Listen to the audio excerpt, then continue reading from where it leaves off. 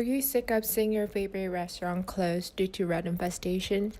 Rats have caused many problems to our society due to issues ranging from house infestation to rats scurrying about their streets and restaurants. Are we not paying enough attention to the repercussion of rats? The thing about rats that's really interesting is that they carry lots of diseases that are of risk to people, so people can get them. Some of those diseases are things like the plague, right? That's something that comes to mind instantly, but there are others that aren't as famous, like leprosy. That is Kaylee Byers, a PhD candidate at the University of British Columbia.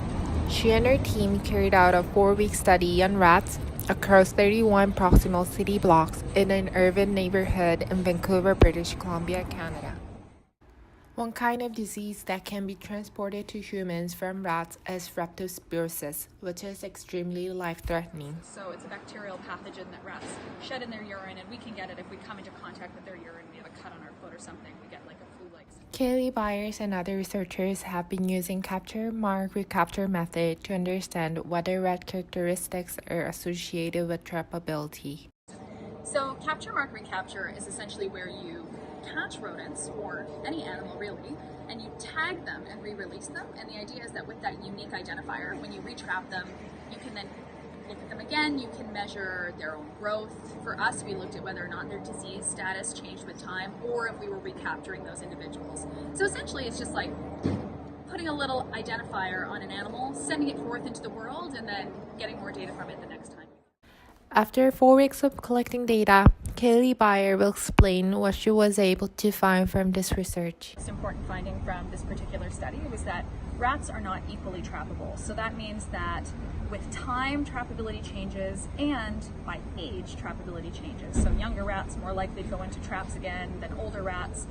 And that's important because many of the studies that we do on rats are based off of trapping data, especially studies on disease, where we look at how many rats are diseased and what diseases they have. Kaylee Byers will explain the consequences of the general public not addressing why we have rat infestations.